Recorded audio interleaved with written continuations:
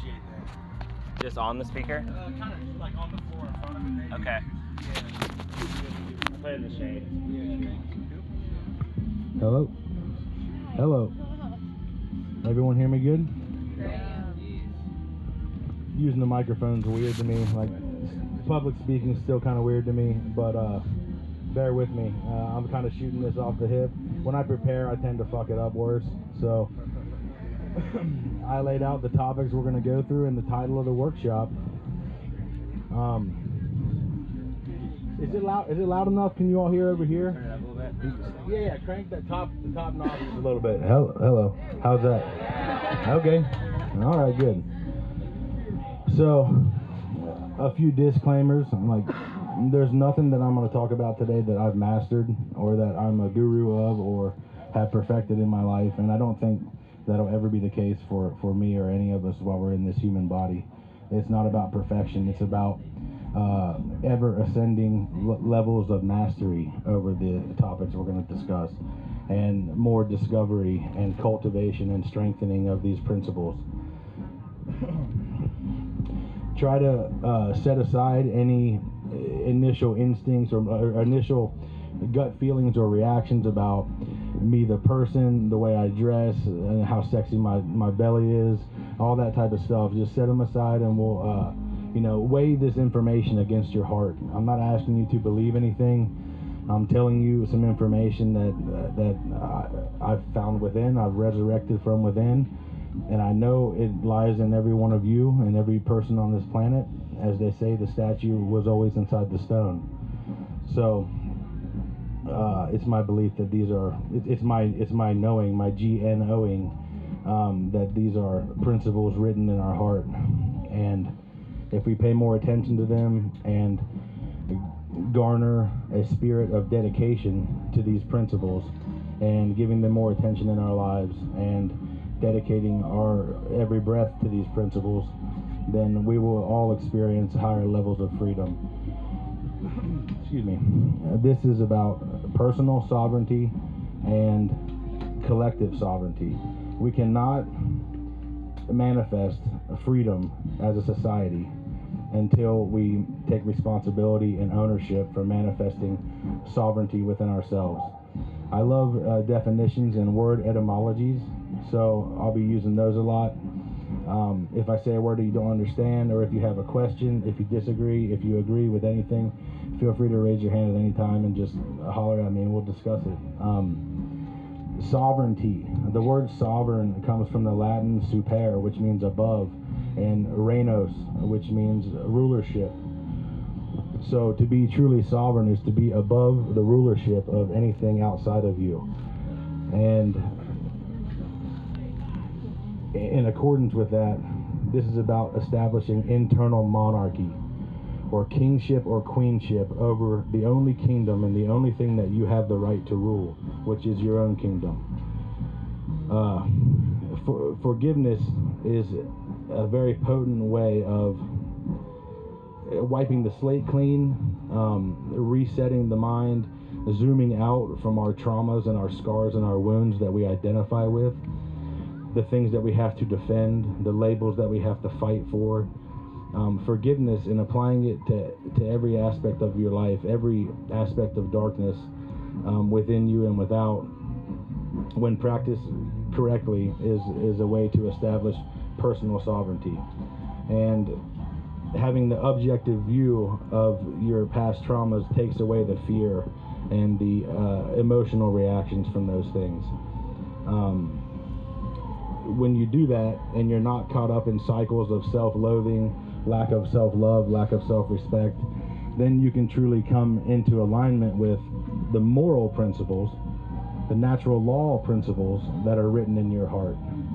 And if we say we want to manifest a more free society, if we say we want to experience higher states of mental and emotional freedom, there are requirements for that. Written in the fabric of creation, there are requirements for manifesting what we want.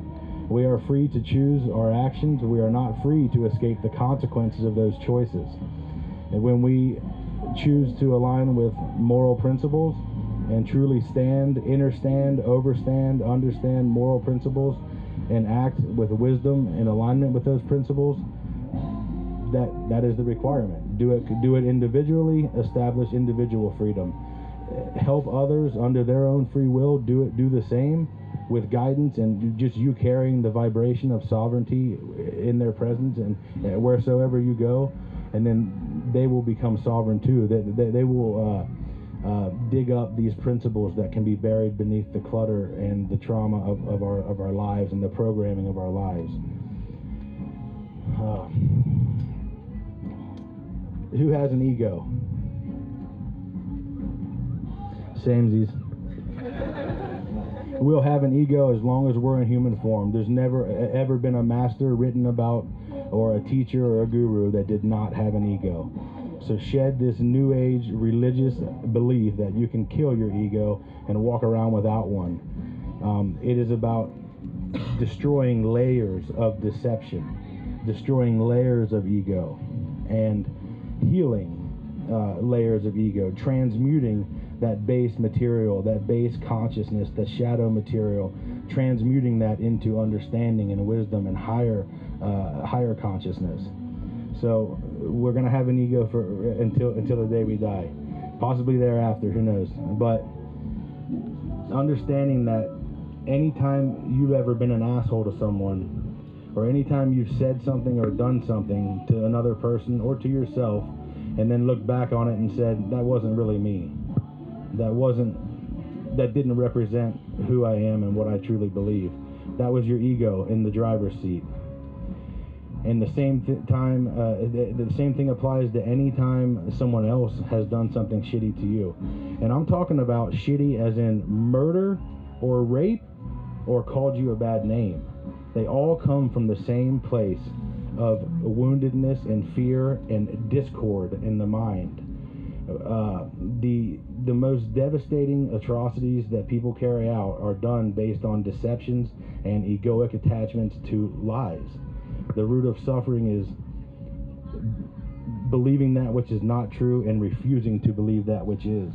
So when we understand that anytime we've done a bad deed or said a bad thing that wasn't truly us, it came from the same source of fear and feelings of unworthiness and not being whole, not feeling whole, that we've ever committed towards someone. It's the same place from somebody else doing something to us. So understanding that egoic pain and egoic attachment driving behaviors not rooted in truth, and behaviors, sorry, where'd Amberly, you out there? I am, yeah. Do you want to come in? There's a spot right here for you. Spot right here for you and the boy. If he's sleeping, do what you think. I just wanted to let you know there's a place in the shade for you. What's that? She's getting him out. Okay, cool. We a little side note. We delivered our baby boy at home 8 weeks ago on Sunday,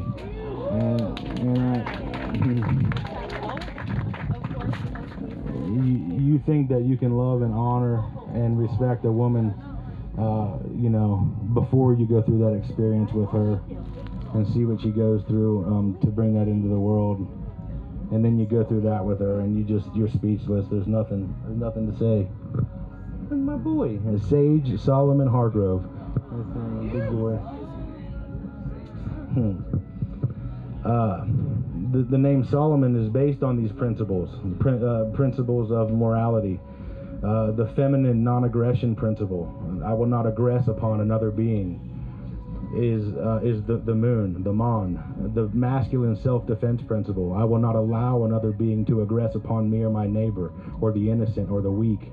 That is the soul, the sun. So Solomon means sun and moon, the marriage of the masculine and feminine, and the highest expression of us in human form that we can have. So that's why we chose that middle name for him. So has anyone heard the word apophysis or the apophatic approach to truth discovery or to understanding something? Okay, yeah. So it's coming to understand what something is by negation, or stating clearly what something is not. And I really like that approach, because human words often fail to accurately describe the infinite and eternity of immortal truth. So sometimes we can easily say what things are not, and come to a just as good or a better of an understanding than describing what it is. So we're going to talk about what forgiveness is not first. Forgiveness is not complacency. Forgiveness is not saying there's a problem here and I'm cool with it. I don't need to put any work into it. I'm okay with it. I'll allow that to happen to me, or for me to do to other people forever. It's cool. Forgiveness is not being complacent, or failing to hold yourself accountable. Forgiveness is not apathy. It's not lack of caring, and in fact we'll see that it's the opposite.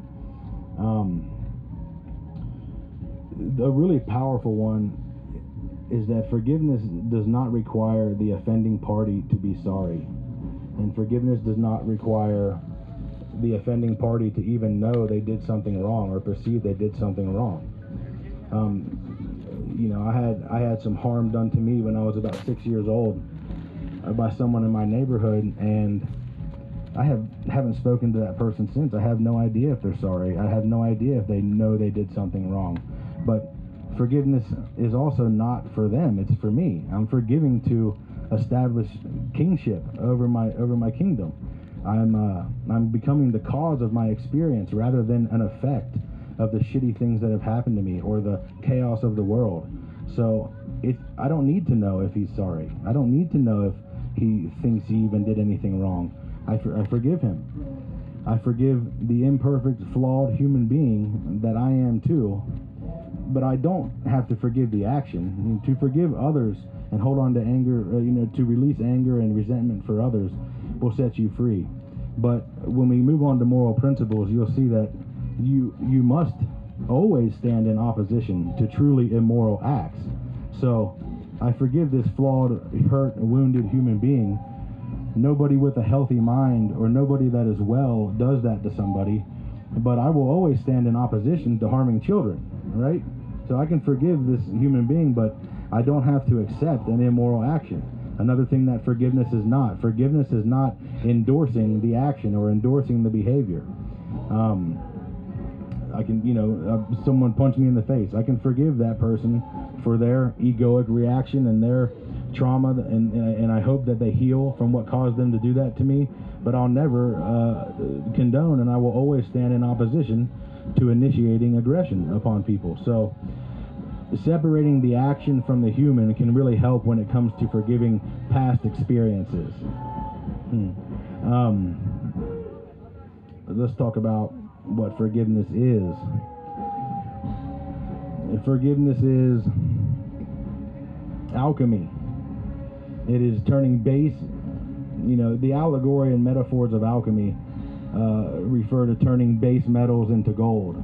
Well, to do mental alchemy or mental transmutation is turning our shitty experiences in consciousness into understanding and wisdom and learning from them. Turning our monsters into teachers and not being afraid of them anymore. Forgiveness is shadow work. It's turning towards your shadow and your darkness and saying, I'm not afraid of you anymore. You're a part of me. In fact, I love you because you're my greatest teacher. And giving your shadow a hug and saying, what else do you bring me? What else can I learn from you? How can I gain understanding from what hurt me so bad so that I can ensure or do my best to make sure it doesn't happen again, and so that I can be sure not to perpetrate that against anybody else. So shadow work is another thing. Inner child work, it's all the same type of saying the same type of thing, but revisiting things from your childhood are affecting your behavior in day-to-day life right now and every day. Things that hurt us that we didn't know how to process as children, our parents didn't know how to process as adults, or parents, they didn't know how to teach us how to process them. Nobody does. We don't learn it in school. We've completely thrown principles and mental wellness to the side in the modern education system. So we have the psychological tools, but they are dull and they lie dormant beneath the surface. So looking back at what happened to us as children, even if it doesn't seem like trauma right now, don't turn it into trauma, but look back and say, give it validity, validate it and honor it and say, you know what, that really hurt even if it's something small, that really hurt my feelings when I was a kid. That person I looked up to showed me disapproval, or they made me feel like I wasn't good enough, or they did something worse to me, like physically harm me or something. That really hurt. That experience sucked. That behavior was wrong. No amount of forgiveness is ever going to change a wrongdoing to a right. So be okay with forgiving it. You're not changing it you're not saying that it was the right thing to do. You can still recognize it as a wrongdoing and as an immoral behavior and forgive the person in the situation. So inner child work is important, and forgiveness is a tremendous tool and to do that work. I'm going to get some water real quick.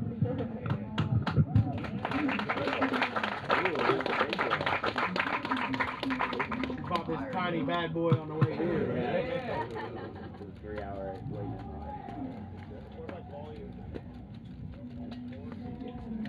Yeah, can everyone hear good? You mean to turn it up more? Yeah. Can we turn that top gray button, the very top button on there a little lower? Hey, any better? Any better? Everyone can still hear? All right, awesome. Yeah, thank you. Thanks for letting me know.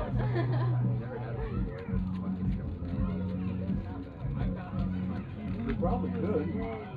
We probably could stick one of these drums on the The fan makes it taller. If I want to share it, no, you're just getting a lot of vitamins.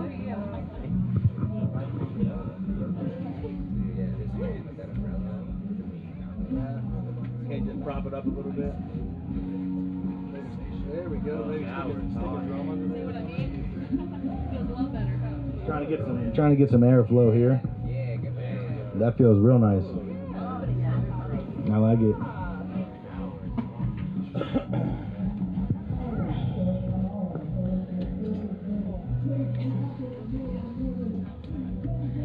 So it feels fantastic. So if we learn to forgive ourselves more and forgive our neighbors more, because we're all imperfect and we're all flawed, scarred, and wounded human beings. Not that we identify with those wounds, but it's when we do identify with those wounds that we can't forgive.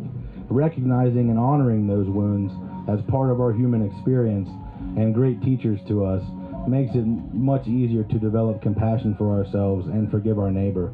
If we are walking around in self-loathing and hating ourselves for every little mistake, then we're going to be assholes to other people too, or we're going to support. We're either going to be assholes to other people or we're going to submit. It's either going to be the dominator mentality or slave mentality. And you can be neither if you truly want to be free. Dominators aren't free. They give the illusion of being free, but they're not. So it's all about, forgiveness is also balancing the masculine and feminine. It's the highest form of feminine and masculine love. If you want to unite the two, then you must develop the care, the feminine care and compassion and nurturing to release yourself from those burdens and love yourself through a situation. And it takes the masculine action and courage and guardianship of what is right and sacred to actually give the energy, give the deed, like do the deed. So it is a union of the two, the alchemical marriage, the sacred union of masculine and feminine within ourselves when we truly forgive ourselves and others. And this is one giant step towards a more free mental and emotional state, and a state as a society too. If we walk around and people feel that you're sovereign, people feel that you don't hate yourself, and people are like, holy shit, there's another human being that established this state. They're not thinking this consciously, sometimes they are, but subconsciously and on the level of the heart, they feel that vibratory frequency, that vibratory energy of freedom and sovereignty. And they're like, oh my God, I don't have to identify with my pain anymore. I don't have to cling so tightly to these labels and this programming that I've been given. And they become a little less of an asshole, just like we have, you know? So this is how, you know, it's a wildfire of freedom and unity when we truly embody these principles. So do it. The more, who likes math? Anyone like messing with math? It's an inverse relationship, and it's a really simple one. Forgiveness equals 1 over suffering, right? The more I forgive, the less I suffer. And the more I forgive, the less other people suffer. That's a mantra. Don't ever forget those words. If you're struggling with a situation or you're experiencing internal conflict or confusion, start with forgiveness. And then once we talk about moral principles, and I'm not educating you, I'm reminding you, I'm holding up a mirror for you to remember these moral principles written in your heart. Once you have a firm grasp and understanding of those, then it's easier to hold yourself, and to the degree that you're able and is within your rights, hold other people accountable for immoral behavior. And you know, and then you're establishing tremendous amounts of freedom. What's next here? What's next, Sally? Huh?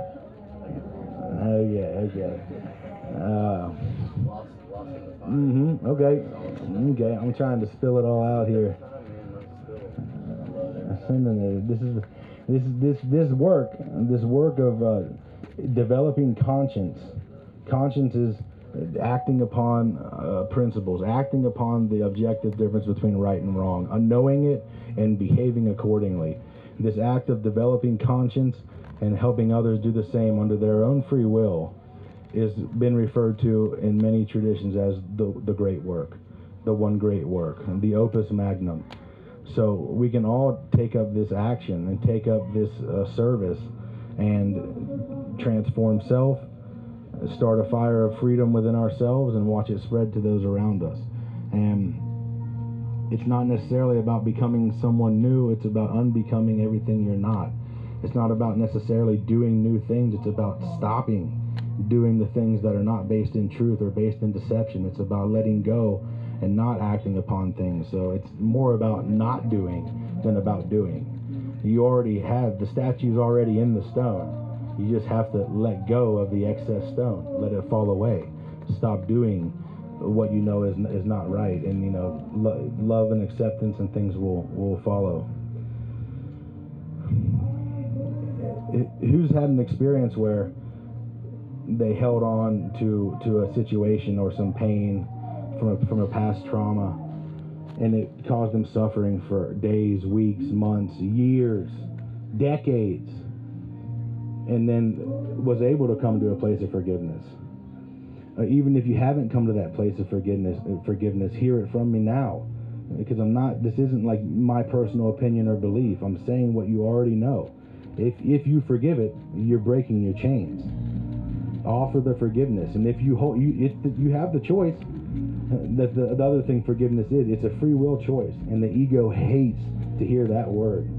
It is a choice. It's a decision that you can make, and if you hold on to something for 70 years and then finally forgive it and feel what that feels like and truly offer, I'm not talking about just letting go. I'm not talking about just looking the other way. I'm talking about turning towards it, looking right at it, and say, I forgive that wounded human being, that flawed human being, even if we're talking about ourselves, because self-forgiveness is where it starts. But I don't have to accept that action, you know what I mean? I don't have to accept an immoral behavior, but I can forgive the flawed and fucked up human being, because I am that too.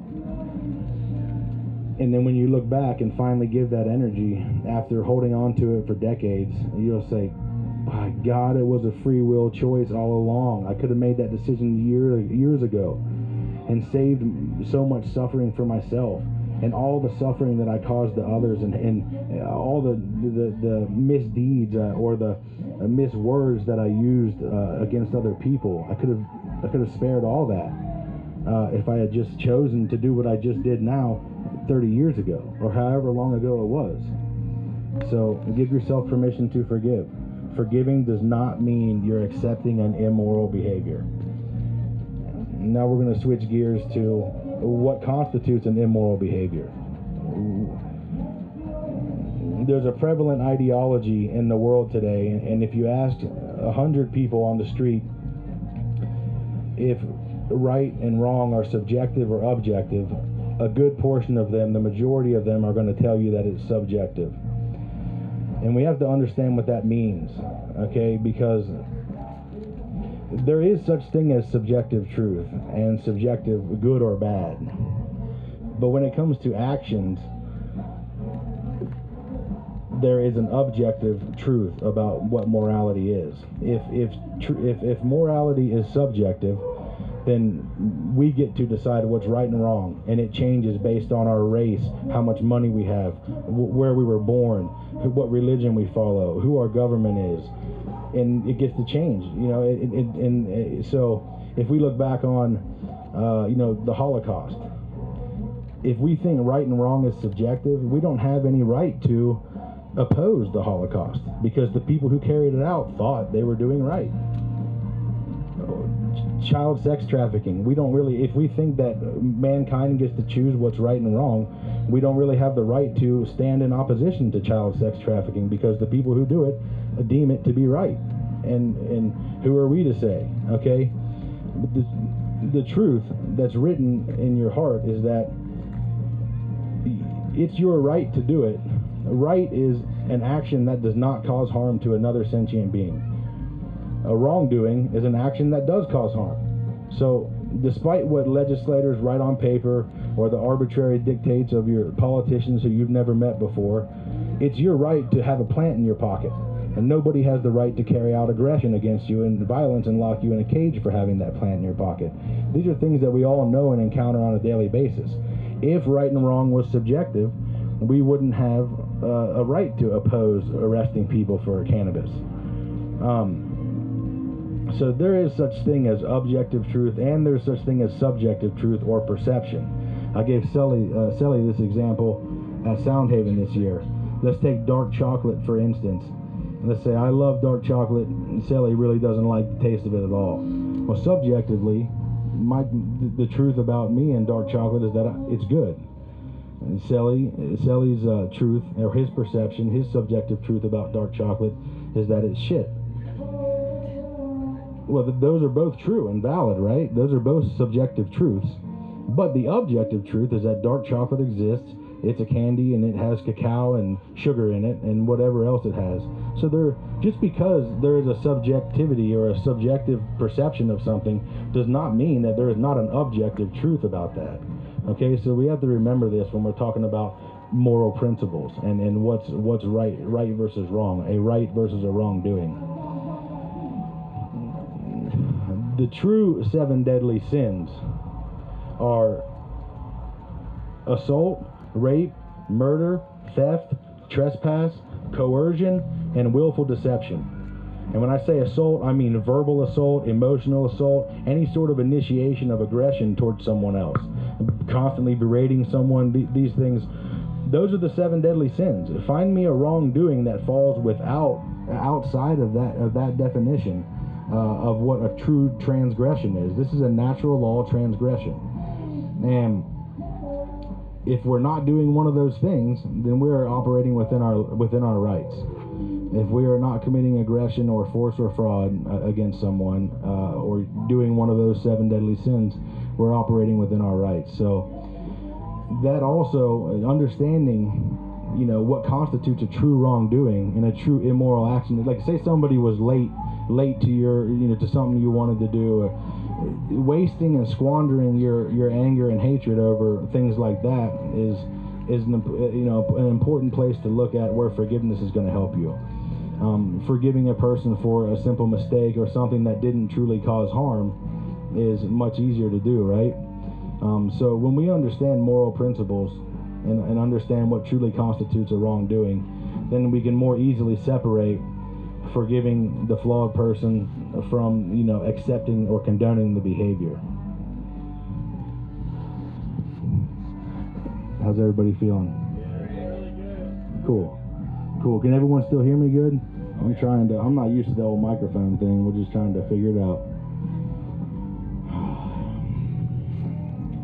So, what else should we talk about, Sally? that us? Has anyone got anything to add or like throw in? Or yeah, what's up?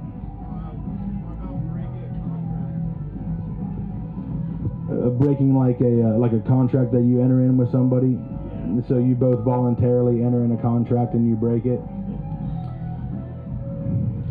I guess that would. So that I guess kind of falls under willful deception. Depends on, like, you know, if you enter a contract voluntarily with someone, and then a circumstance arises that makes that contract incapable of being fulfilled, that would be one thing. But I believe just backing out and changing and you know turning away and saying it's void and null, that probably constitutes a transgression. That's an interesting one to think about. And it would also depend on, you know, whether or not harm was taking place. And you know, if I have a contract to come to your house and give you a high five every day, and I say, like, after a year, like, dude, it's not feasible for me anymore, I gotta work and it's a long drive and stuff like that, then probably okay. But if I, you know, have an agreement to, you know, do something that you're depending on, or that sustains your life or keeps you well or something like that, it's probably a different story. That's interesting. That'd be fun to sit down and dissect for a while, you know. The word principle means first thing. So if we are operating on principles, we have to understand and recognize those principles, and we have to consider those principles first and foremost before anything else is considered. So some of the things I'm going to say may offend, you know, people's egos, or may offend some of their programming and things like that. But I have to jump into the example of government, to the example of the state.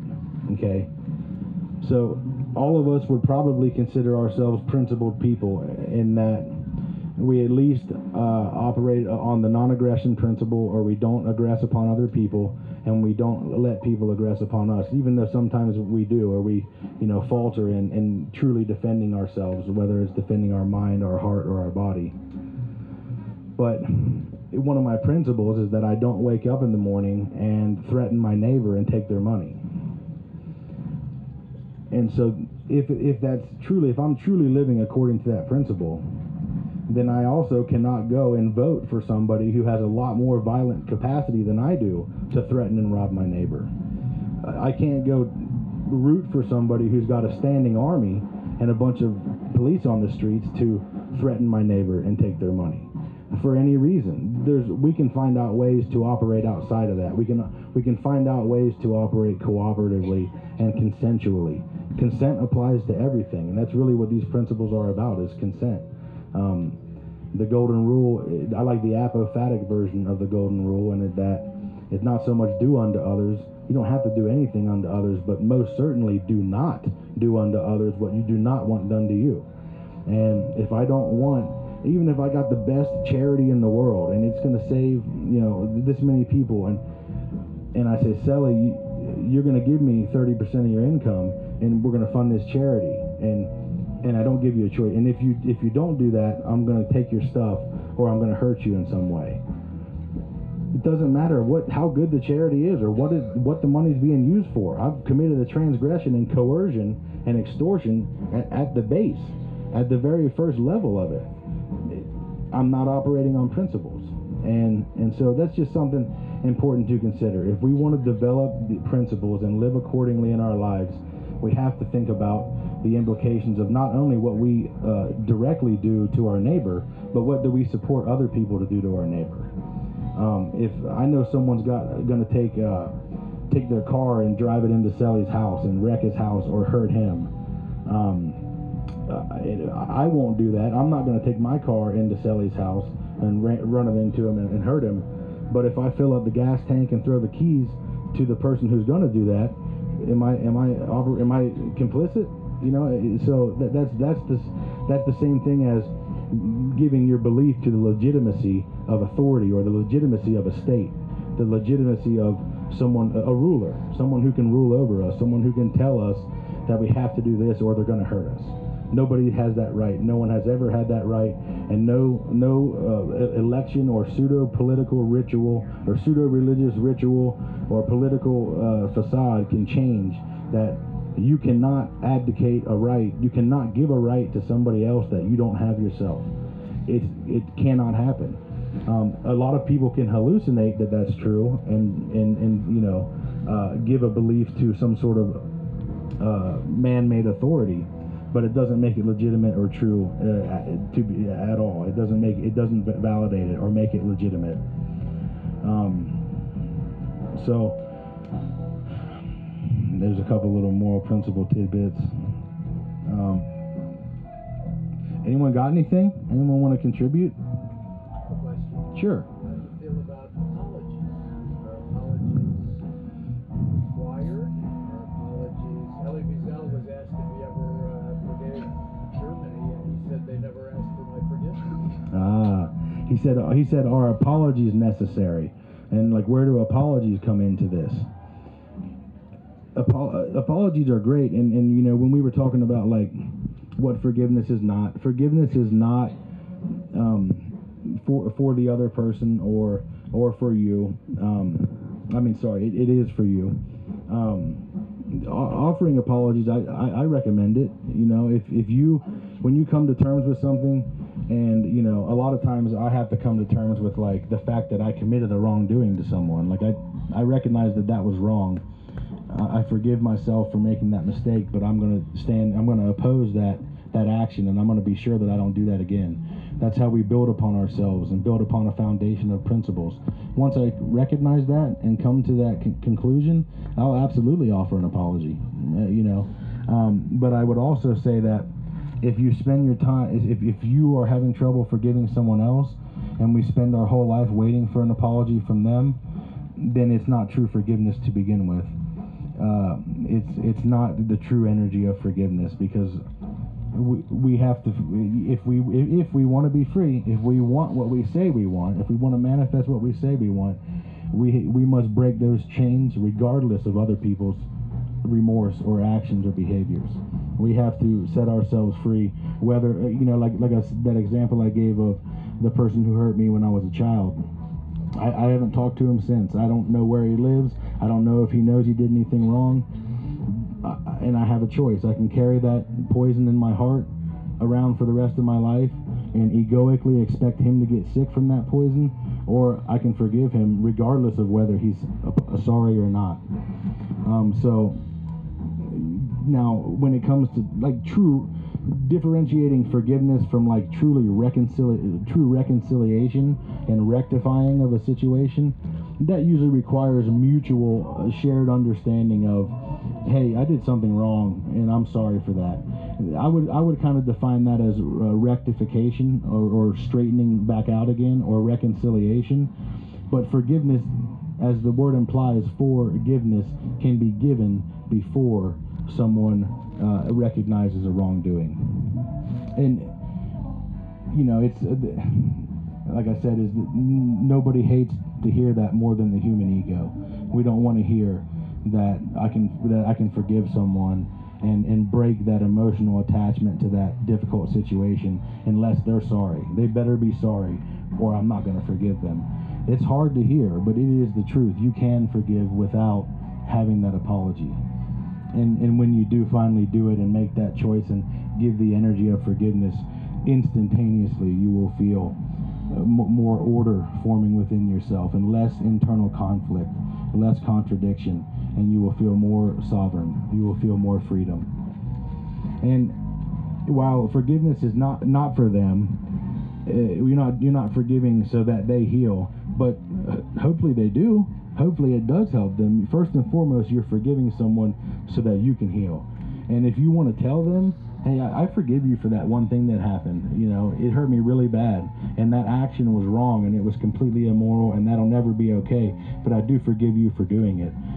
A lot of times that will really create a space for them to forgive themselves and heal from whatever caused them to do that in the first place. You had a question, something to say back there? Just my own experience, like forgiveness, it's like a process. Oh yeah.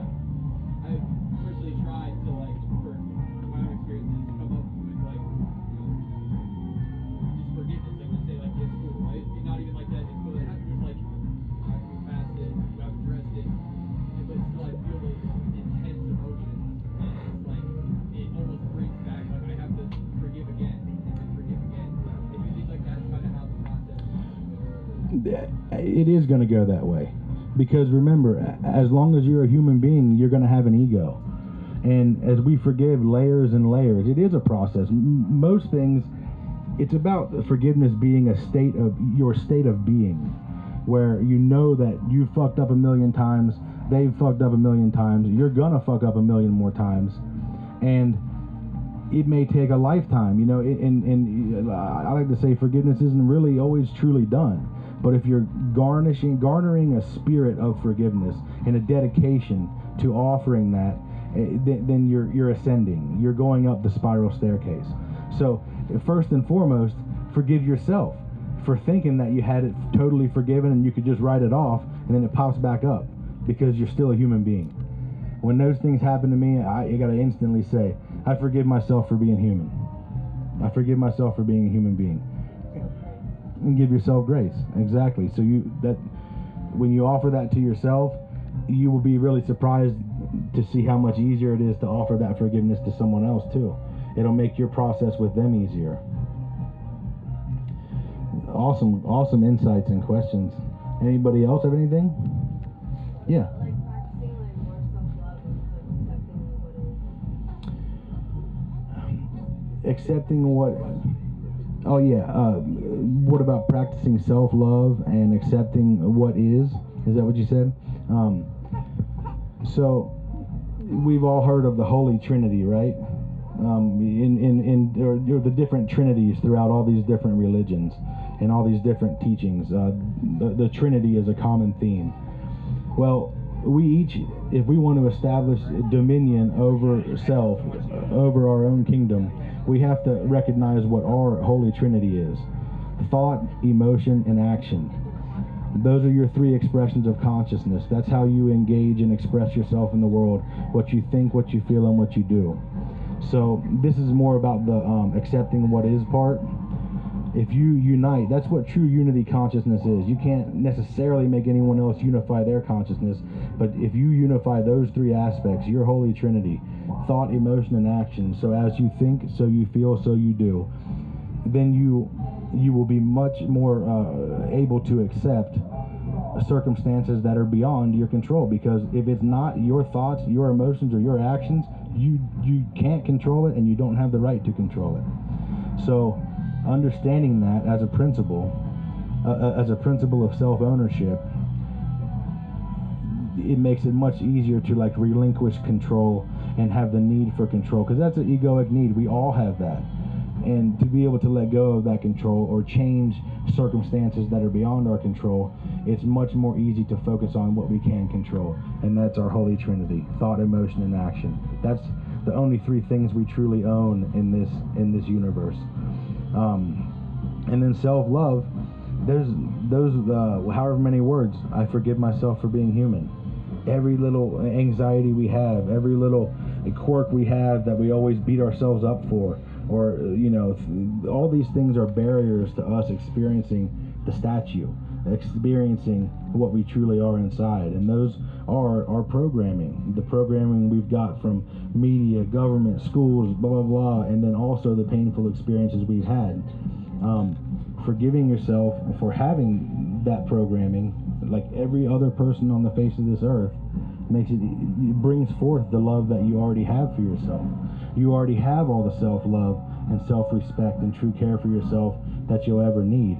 It's about removing the barrier, which is the scar tissue of our mind, the wounds and the traumas and the programming that we have that keeps us from experiencing that true love that we do have for ourselves within. Childlike love for yourself. The mind of a child. Be like a child, then you shall enter the kingdom. That means, go back to that state of wonder and pure love and exploration that you had before you were programmed. Every single one of us were programmed, and those who say they're not are the most programmed. We are all programmed with all sorts of shit, and some of it's good, some of it's bad, some of it's neutral, but it's all about observing it, observing the program, becoming more aware of our actions and reactions and behaviors based on those programs or thoughts and beliefs that are not really ours, that were really given to us from experience or from society. Yeah. Yeah, some words that I try to live by is truth is the absence of illusion. Absolutely. Truth. Special, it's just cutting away all the bullshit. 100% right. Truth is the absence of illusion. It couldn't be any more plainly stated. That's the absolute truth. Love is the absence of fear. The law of polarity. Seeming opposites are really the same in nature but vary in degree. Darkness is just the absence of light photons. Cold is just the absence of heat energy. So truth is the absence of fear. Truth is the absence of illusion or deception. Let's see. And another way to say it is truth is simply that which is, or that which has occurred, or which is occurring. And the truth is written in all of our hearts about the way, our true state and our true nature and things like that. Anything else? Yeah. Go ahead. All right, in front. Go ahead. Embracing our power and staying true to ourselves. Embracing our power and staying true to ourselves. Yeah, that's absolutely right. That's absolutely right. And like our true selves, right? Staying true to our true selves, not our programmed self, not our programming, our egoic self. But that's absolutely right. And staying true to who you really are. We all have these beautiful differences, and we should all celebrate our uniqueness and all the different gifts we bring to the world, and all these differences that we have. And we only need to stand on the foundation of truth, the same principles as a society, to truly manifest freedom. Fantastic. What's up?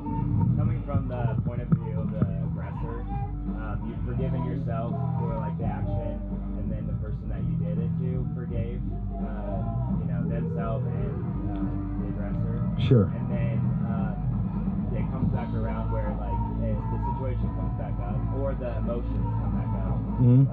And then like forgiveness was, I guess there was forgiveness, and then Sure. Kind of realized maybe that there wasn't. Sure. And how do you like deal with that process? To go back to forgiveness. Right. Rinse, repeat. Right. It really is. Understand that forgiveness is we're trying to establish that as our state of being, or a principle that we operate on, the principle of forgiveness. So as we're always going to have an ego, anything that you come to forgive, you will feel tremendous freedom from that. But on difficult days, or when you get triggered by certain things, and the thought comes back in your head and it angers you or pisses you off again, forgive it before it happens. Know that is going to happen again. It's happened before to every one of us, and it's going to happen again. As long as we're a human being, that ego is there. Our painful experiences are there, and they're a part of us. So I like a preemptive attack, forgiving and accepting the fact that things that I feel like I've forgiven now and I feel free from are going to bubble back up to the surface. They are going to rear their heads again. My shadow will try to turn back into a monster instead of a teacher, but I'll do it again. I'll forgive it again. I'll zoom out from the emotion, the emotional attachment, the triggered emotions that I have from that experience. I'll zoom back out and say, okay, I've done wrong to people. That person did wrong to me. I forgive that flawed human being, because I'm a flawed human being, but that action was still wrong. Just reason it out with yourself. Remember that no amount of forgiveness can change a wrongdoing into a right. So a lot of times our ego wants to feel like if we forgive someone, then we say that what they did was okay. It's not true. We can forgive an imperfect human, and still, now that we know moral principles, now that we know what constitutes a truly immoral behavior, we can say, I will always stand in opposition to that behavior. I'll never lie and say that it's right, that it was someone's right to do, but I can forgive that fucked up human being for not having, for their wounds and for their lack of judgment or for their lack of care in that situation. So just go through the same process again, and the more and more you do it, the more it will become not just a tool, but your state of being, and you are offering that understanding and acceptance of things you cannot change before they even happen. You're giving it before forgiveness. And then like if the immoral behavior happens between a close relationship, parents, couples, whatever. Sure. Communication is probably huge with that. Big. Like the communication between the two, and then also it comes from internal, right? Absolutely. It's kind of a balance. Yeah, communication is so important, but we also, part of putting the ego in the passenger seat, even though we want to have healthy relationships, and we do truly want our relationships with those people to be open communication and caring and the best they can be, we have to accept that what they do is beyond our control, and we can't force them to do anything. And we'll see that the more we forgive ourselves and the more we forgive that person or situation, the relationship will heal and transform in ways that you couldn't imagine, that when you're truly offering the forgiveness. It's like the law of correspondence, as within, so without. When you heal that relationship with yourself and your internal perception of that situation, you'll see it reflected in the interpersonal relationship with anyone that we're talking about, friends, family, coworkers, whatever. I keep forgetting to repeat some of the questions, but I think that we're getting the point there. You're pretty close to the recording. And did I see another hand go up recently? Yeah, what's up?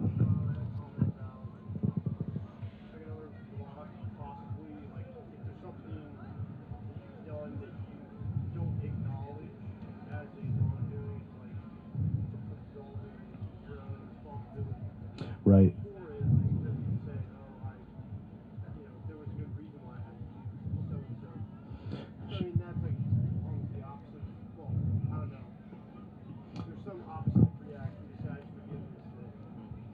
Sure. Yeah. Okay. Yeah. When you're like trying to justify a true transgression or wrongdoing, and it's not necessarily, I think a good way to look at it is like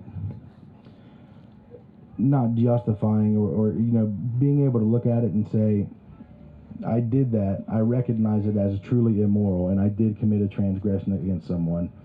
I either made a mistake or I did it on purpose. Now I know better. I'm going to dedicate myself to strengthening my principles and not letting that happen again, not doing that to someone else again, and not allowing that to be done to me, and grow through it and grow for it. But if you're looking at it as that action was okay because of this or because of that, when you know truly that it was immoral, it was a transgression, then you're not going to outgrow the behavior. You're probably going to repeat the experience and have to process it again and again and again. Does that make sense? Okay, cool.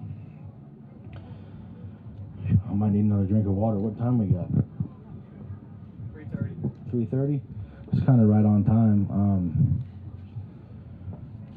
So we, Amberly and I got this nonprofit that we just kind of got up and running. It's called Aswithin. It's an Aswithin Emancipation project. So we're traveling, doing these workshops. My hopes are to get into like elementary and middle schools and start doing like school assemblies based on these principles, and fucking kids can learn math later on. I mean, they can learn all the math they ever need to know in a year or two of late middle school, high school. And I'm not bashing math, because it's very important. It's a part of the quadrivium, but we have to give our children the tools to process and heal from the best and the worst that they're going to go through in life. If we're not, we're just taking our chains off us when we die and placing them on them. So that's part of our work. We also offer like donation-based one-on-one sessions that I do with people, usually on Zoom meeting if distance prohibits us from meeting in person. all things freedom, forgiveness, raising the masculine and feminine, wedding officiating stuff. We do psychedelic or plant medicine integration therapy. So if you've had an experience and want to dive into that and kind of understand the nuances of it and what you can take away from it, we have a whole list of things that are about to get uploaded to the website. That table out there has some cards on it. If anybody wants like just some contact information, you can email us or call me or whatever if anyone's interested on one-on-one stuff, and we're going to just continue growing that and put in the great work, I hope.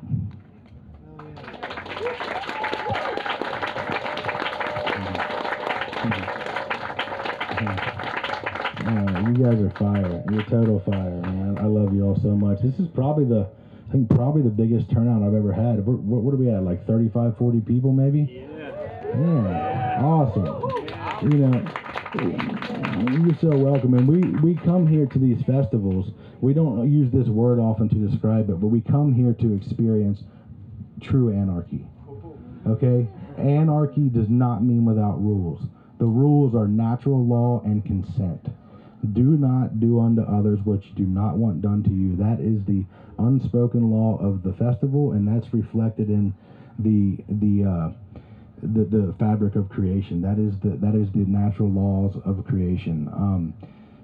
So we come here for that, and thank you all for caring enough to come and take something else away to enhance your sovereignty. This is not the fun part of the festival. This is an enjoyable part, I hope, where we can all grow and evolve and learn together. But it's so important. I'm hoping to see more like emphasis put on education and workshops at these festivals in the future, because I have a great time at these. I love the music. I love getting wild a little bit, getting a little crazy, going up on the rail with Sally, and but I also want to take this back to my communities. Everybody has the right to feel this way all day, every day. Everyone has the right to stand in non-judgment and acceptance of themselves and letting their freak flag fly. Bring this back to your communities and let them know that no one has legitimate authority over them, and to lose those beliefs that somebody does, and that they're already free. They just have to believe it. And thank you all so much. Thank you. Do I write? I've got about half of a children's book written. I'm trying to do like a whole series of children's books. So I'm doing that, and I want to write. I'm not the most like organized and proactive in that right now. I've got so many different ideas I'm trying to get through and to get out, but writing is definitely something in my future, I think. Yeah. Chad, please do a podcast. Yeah. I meant to say that we just recorded our first podcast. It's actually not the same as Aswithin. It's called Principled Paradigm. It hasn't been uploaded yet, but we just recorded it a couple days ago. My buddy and I, Alex Newman from Georgia. So we recorded that. We got it in the works, and we got to just get a few other things finalized before we can actually upload it. But yes, getting the podcast going. Thank you all so much. Yes. Anybody can grab those cards, and if grab the cards and you can text me personally for my social media, and I'll upload it and stuff. Cool. Thank you so much, friend. Appreciate you. Thank you, man. Yeah, you sure can. You're so welcome, dude.